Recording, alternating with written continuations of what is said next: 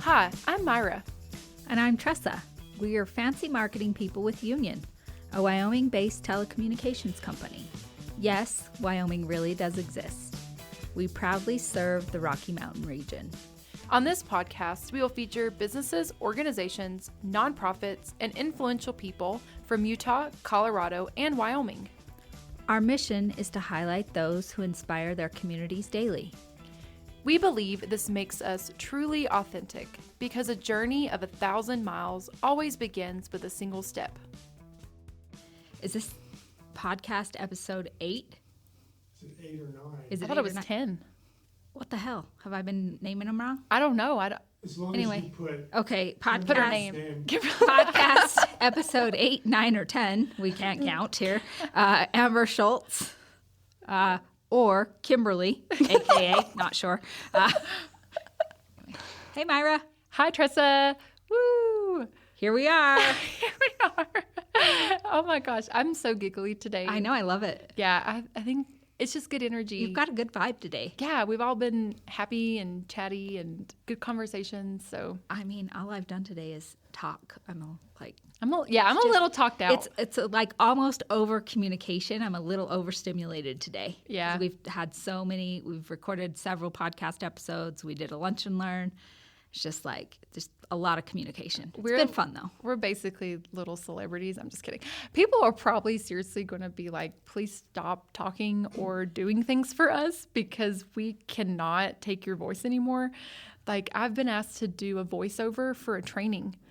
And I'm like, please don't, I don't mind to do it. But people are going to be like, we are done hearing this woman's voice. Like pick someone new. Like Maybe that means that you have a really good voice, right? Maybe. You have that voice that people want to hear, right? Yeah. Maybe you should start announcing movie trailers. Like you could be that person. In a world where, Yes.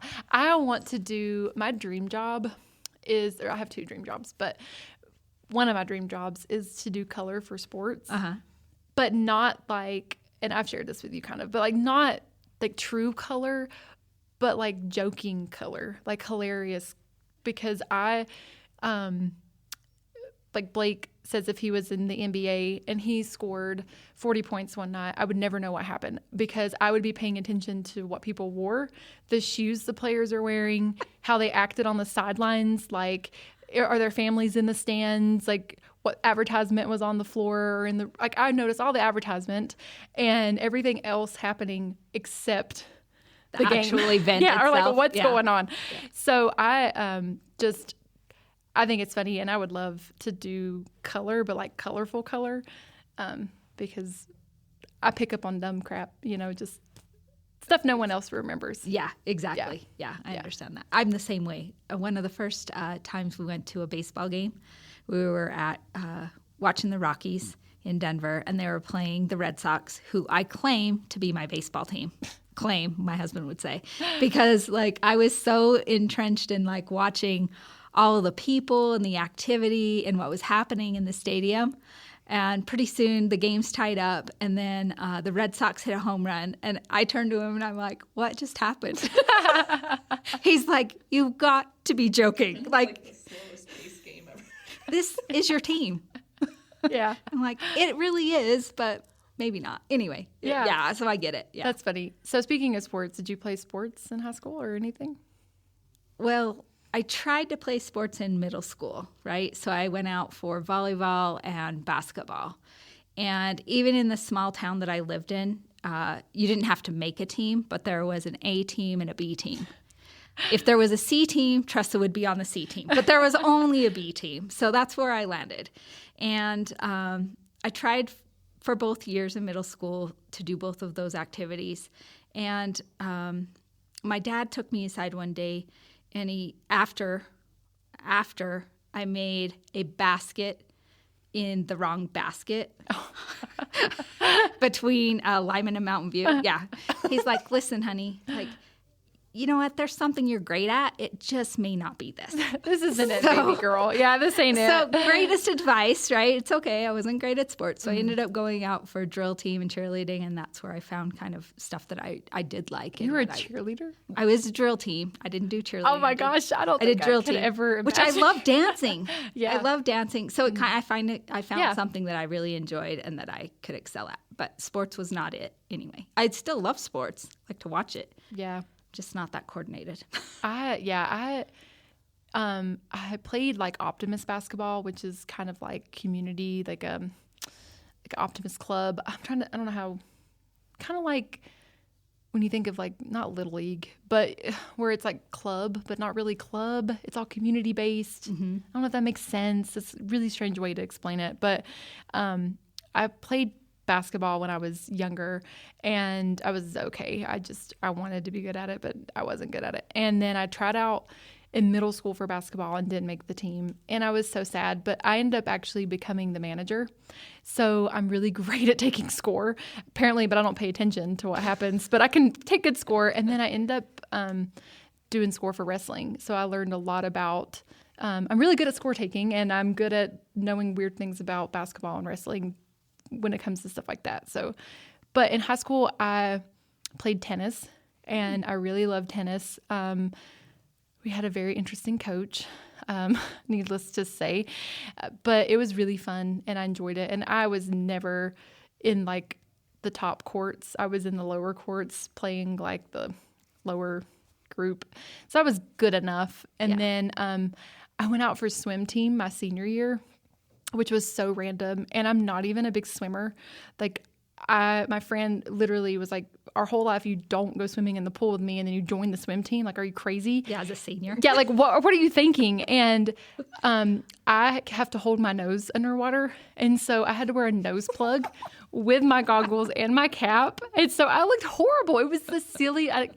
Honestly, I did it because like I knew some of the criteria for colleges, and I knew what school I wanted to go to and kind of what they were looking for, and they wanted a well-rounded person, and I was very academic based. So like I was president of the Beta Club, I was president of student council, I was president of the Green Club, or I was always on a committee, or I was on a something, and so I focused on clubs and my grades, and so I knew I needed to add in sports. Yeah, you're building a resume. Yeah, I'm not dumb. So I knew what I was doing. Very smart. I knew what I was doing. Yeah. And so even though I wasn't good, I got to work out because I wasn't really into that. That didn't come to me until later in life, but I was able to move my body. And so I'm appreciative of it, even though it wasn't really like the best thing I could have ever done. It was good for my body, and especially being my senior year and stress and stuff. So yeah. Well, cool. So today on our podcast, we have one of our wonderful friends. It's Amber Schultz. She is a personal trainer and health coach. Hi, guys. Hi, Amber. Welcome, Amber. Thanks. I feel honored to be here. Thanks for joining us today. We're so glad that you did it. Yeah, me too. I'm glad it's working out. I know last time we had talked to you, we've tried to book Amber. She's a high commodity, okay, guys? Like, this lady's hard to pin down. But the first time, a month or so ago, you just had your tonsils removed. Yeah. And so the thought of even, like, speaking on a podcast was absurd at the time. Yeah. I was going to do it, but then everything fell through, and we're like, okay, that's meant to be. Yeah. So hopefully you can hear me pretty good today. Yeah, I think you're all recovered. You sound wonderful. So, Amber, do you want to start out telling us a little bit about yourself and your story? Yeah. So I grew up here in the Bridger Valley. I was born in Evanston, but I was raised out in Robertson on a cattle ranch, and went to Mountain View High School, graduated there. My mom likes to say that the moment I was conceived that she knew I'd be like a crazy runner, because I just would run circles in her stomach, and she was sick the whole 9 months. And yeah, I was always running, chasing things, jumping over cattle guards, and people would get on horses. I love horses, but I just assume get off the horse and run myself, go get it, whatever. So I've always had a love for running, and sports in general just taught me a lot of structure. I feel like in order for my brain to work and to be academically well, I needed to have like a physical stimulus. So sports always was really good. My parents, they hated when I was in between seasons because I was just wild. They'd send me outside to run laps around the house after doing chores all day and everything. They're like, yeah, like, we need outside. another sport for her to be in. You gotta go. Yeah. So, yeah, I absolutely love basketball, still do. It was my favorite. But when I got into middle school, I'm going to shout him out, Coach Dozel, he was amazing. He was giving me my planner, and he said, I'll give you your planner if you'll run track for me. And I was like, okay, whatever that is. I didn't even know what track was, but he was the one that kind of introduced me into that idea. And from there, I would just, run, and then play basketball. And I actually played volleyball my last 2 years in high school.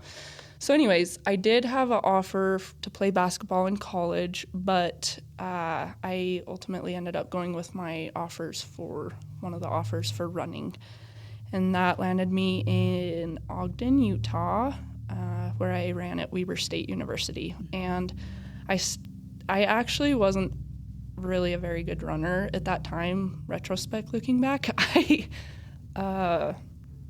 was more like multi-sport, so I did a little of the speed stuff, but I would get crushed at practice.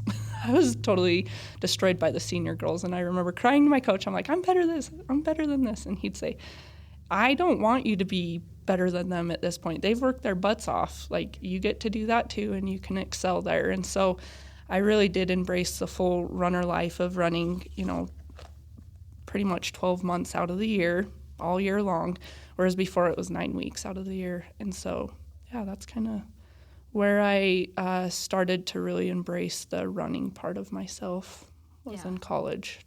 So you're the opposite of me. You were part of the A team, the starting lineup, right? I was competitive. Whatever got me out there and going, yeah. That was your passion, something that you were meant to do, right? Yeah. Yes. That's great. Yeah.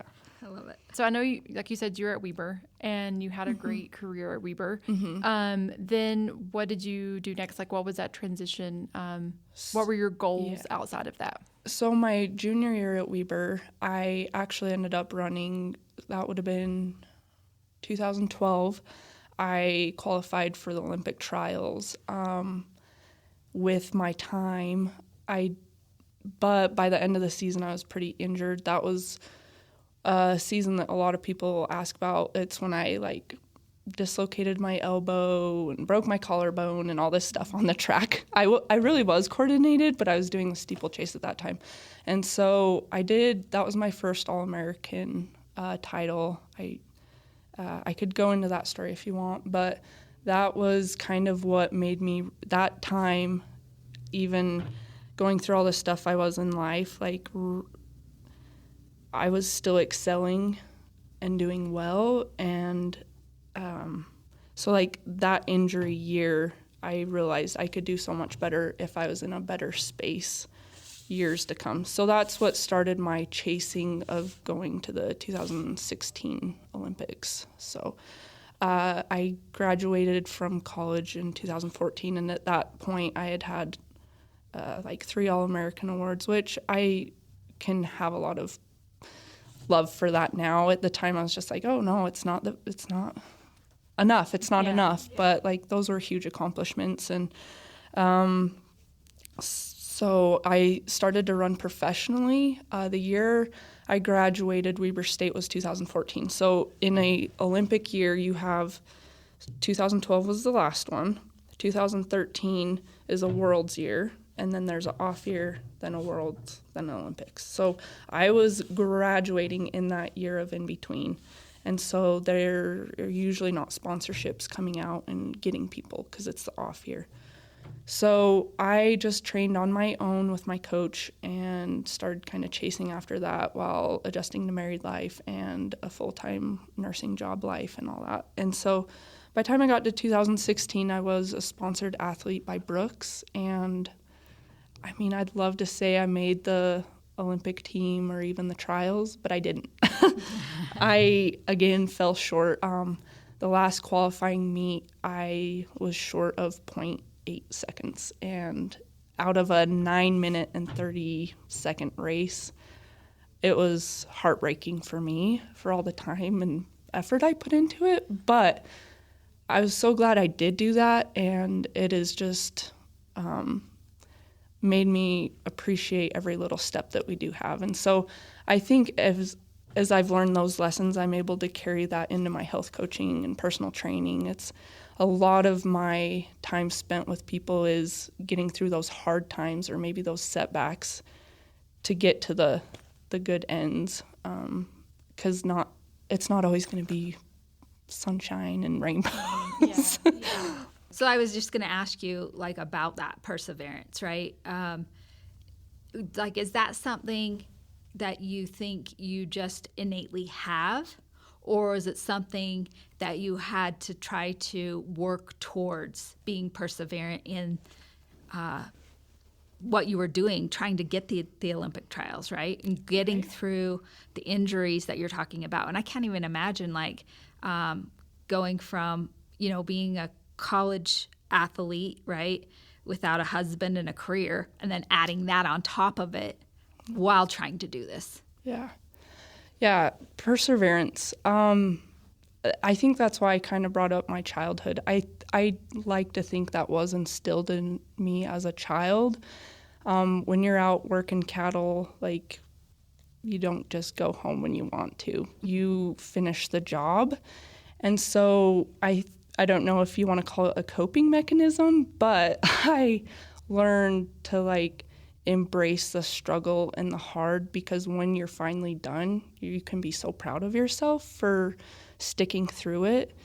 And so I think as I got into college and really invested myself, so I talked about that year I was injured. I did end up making All-American, but I had a big craving for more, being in a healthy state of mind, hoping that my family was fine and that I could go for that. And so the next year, every day I showed up to training and knew, like, this will be it's okay if it's a hard day.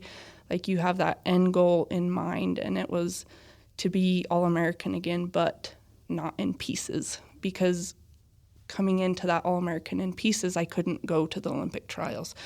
So that next year, I just really had the focus day in and day out of being my best self. And so I would continue to train with that mindset. And when I got to that part of the year, cross country, I got All-American there. I didn't expect to do that. And then outdoor the next year, I was third in the U.S.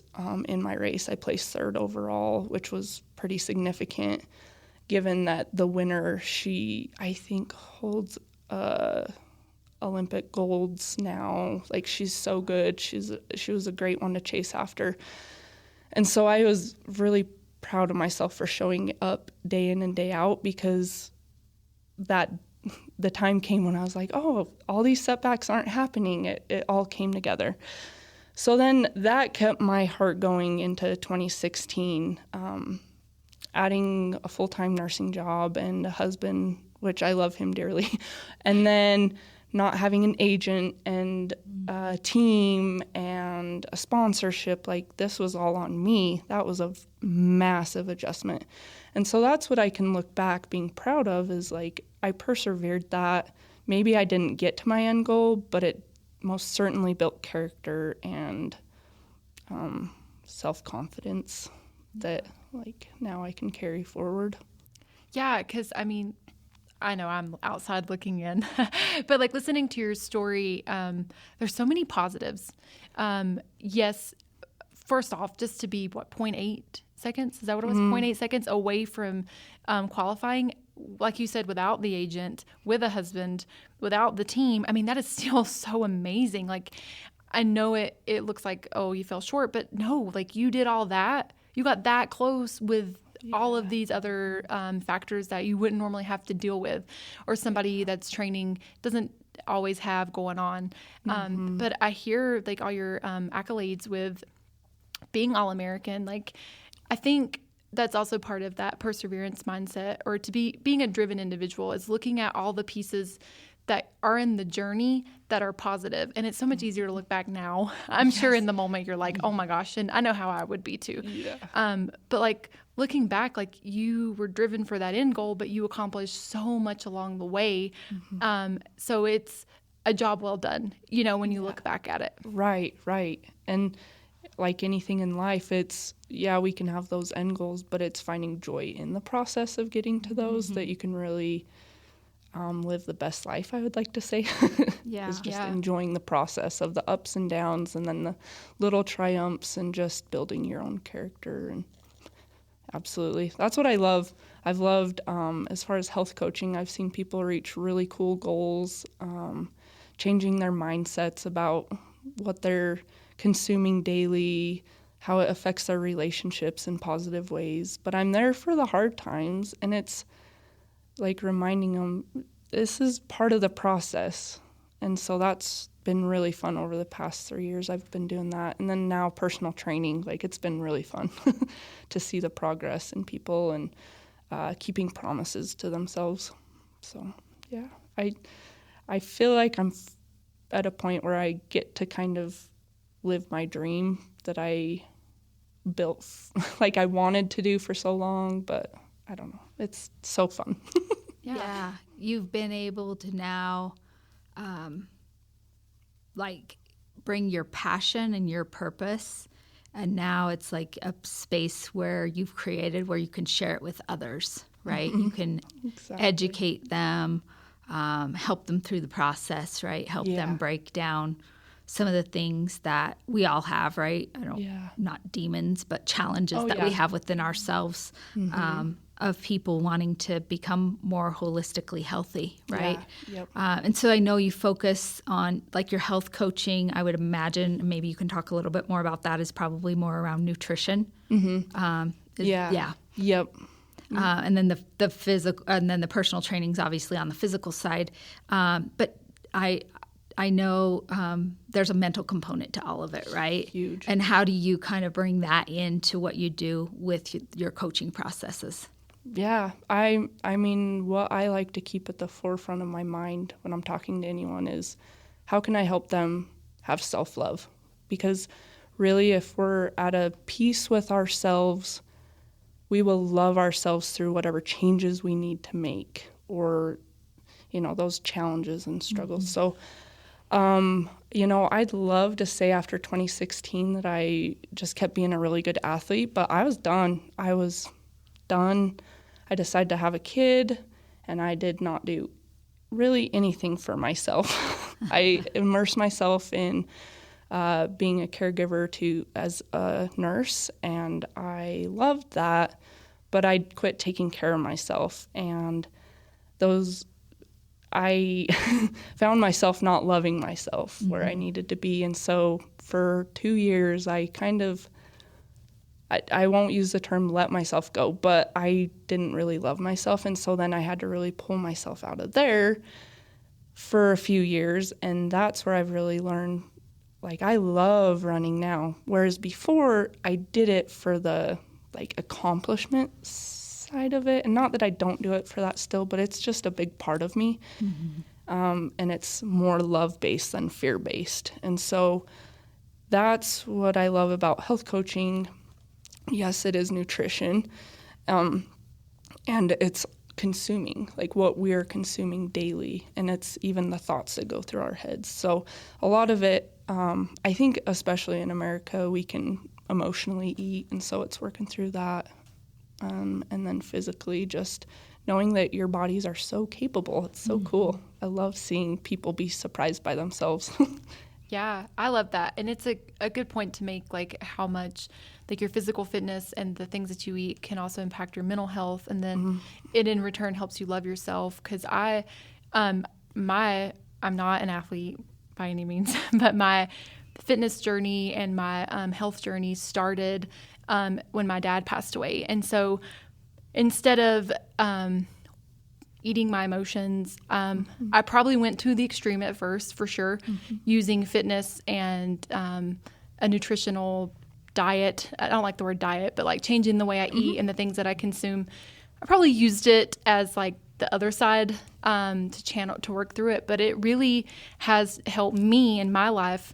I've changed my life 10 years ago, and that's where I'm at now. Like when I work out, I'm not working out to accomplish something. I'm working out because it helps free my mind. Right. It's my safe space where I'm moving my body. My best thoughts come to me. Yep. If I'm stressed out with work or with my home life, moving my body helps me release that. It's my safe space. And so it's like changing that mindset to have a healthy relationship and understanding of fitness and healthy nutritional habits outside of what America is pushing right now, where it's all like this diet culture and working out for only a goal or a purpose of, and yes, we should all be healthy and et cetera, but like how do you tie it into just loving yourself and it being an outlet to express energy and just kind of move through your emotions in a positive way? Right. Exactly. Yeah, and I think one of the things that is nice about working with Amber, I'm one of Amber's clients for personal training, because my personality, I want to be fit and I love the feeling of it, but I also know myself well enough to know that I need that individual there to kind of push me to the next level. I might make it to the gym, I probably would, right? But I would maybe not push as hard as what she's teaching me that I can do. But the other thing is to Myra's point about like what's out there in the media around what health looks like. And I think working with somebody like Amber, she brings it to what is individualized for that person. And that's what I love personally working with you, right? What does Tressa need versus what does Myra need are two different things. Yeah. And we've just been so inundated in the United States, and especially as females, about what diet should look like, about what our body should look like, right? And, I'm 5'2", and I've got short little legs, and I don't even know how tall Amber is, but she's been blessed with these long, beautiful runner legs, right? And so for me to have the imaging that I would ever emulate her body or her emulate mine is just insane, right? Yeah. But learning to accept what I do have and love that part, or love my body the way it is, right? Yes. And that's something that I've appreciated with working with you. That makes me so happy. Yeah. That's self-empowerment, and that's what it, like individualizing it.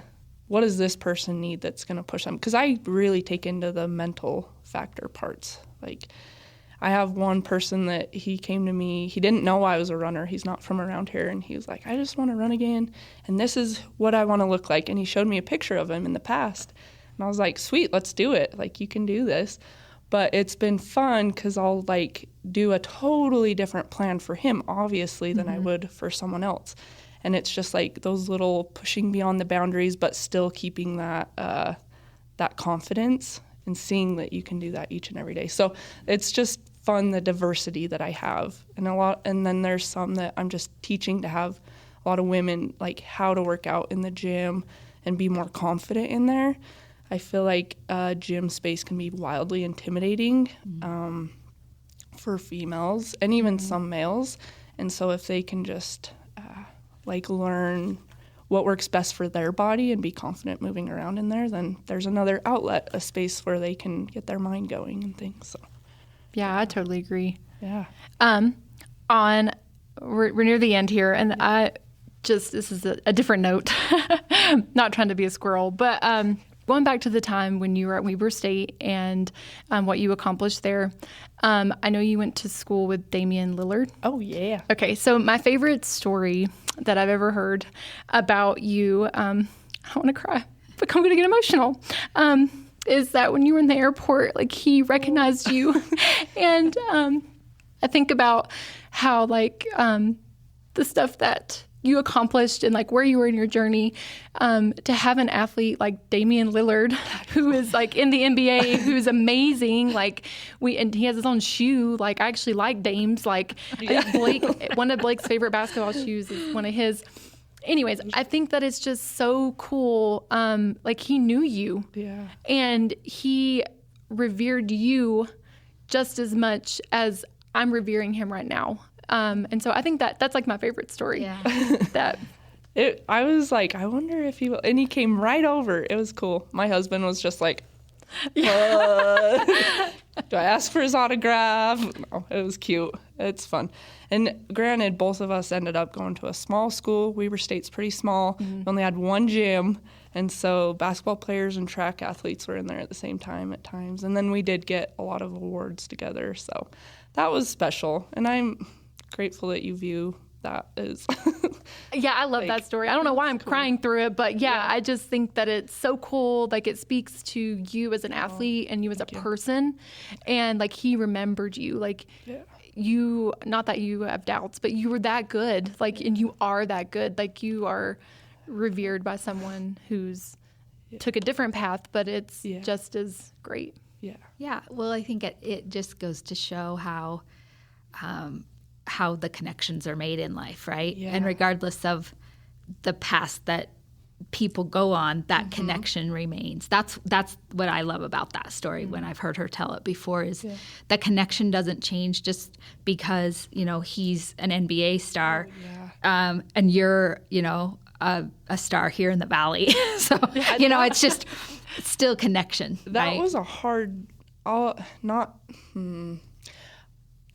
that subject, when I moved back here, I had a couple people that wouldn't really talk to me, and one of my very dear friends now, I didn't know who she was, but she didn't approach me for quite some time, and when she finally did, she's like, I was just so scared, you were so good, and I loved watching you running, and I was afraid to approach you as if I was at a different level, and I'm like, I'm so sorry if I ever put that off, but you're way more accomplished than me. We were able to just bond on that. And I don't know where I was going with that, but just that I feel like people get in their minds maybe of accomplishments, Dame's just the same as you and I. And that's what I want each person to know is you have that in you just as much as me.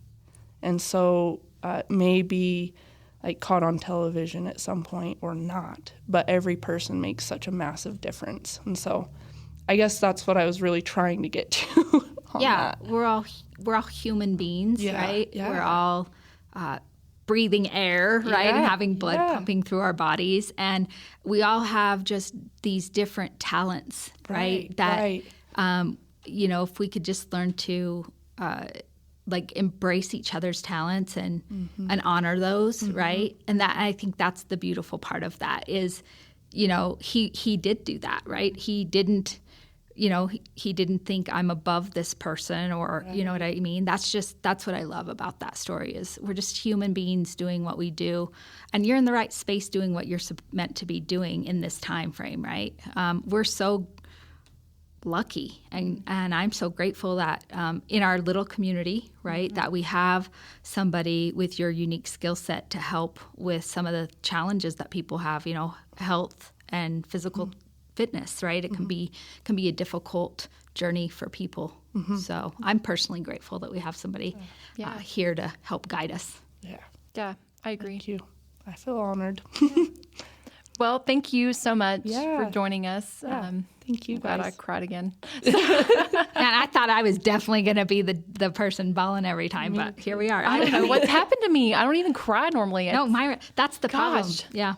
I never cry, and then here I go. Here it comes. Woo, yeah. Thank you so much for talking to us today, Amber. We appreciate it so much. Thank you, guys. Until next time. Stay authentic.